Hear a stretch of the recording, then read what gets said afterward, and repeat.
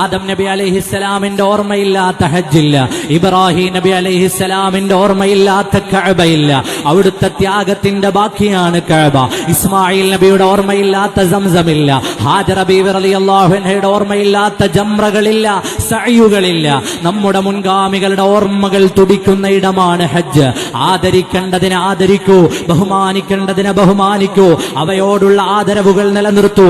മഹാന്മാർ നടന്ന ഇടം, നിന്ന ഇടം, വന്ന ഇടം, ബാക്കി വെച്ചത് ഇതെല്ലാം അനുഗ്രഹപൂർണമാണെന്ന് ഹജ്ജ് നമ്മെ തൗഹീദിനെ അടിവരയിട്ട് നമുക്ക് പഠിപ്പിച്ചു തരുകയാണ്. നമ്മുടെ കൽബിൽ ഈമാൻ വർദ്ധിക്കാനാണ്. അള്ളാഹു നമ്മുടെ കൽബിലേക്ക് ഈമാൻ വർദ്ധിപ്പിച്ചു നൽകുമാറാകട്ടെ.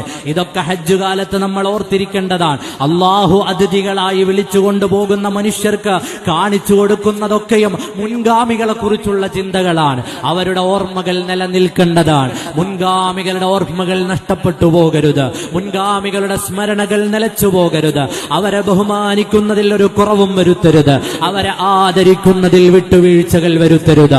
അതെല്ലാം ഈമാനിന്റെ ഭാഗമാണെന്ന്, വിശ്വാസത്തിന്റെ മർമ്മമാണെന്ന് ഹജ്ജ് നമ്മെ പഠിപ്പിക്കുകയാണ്.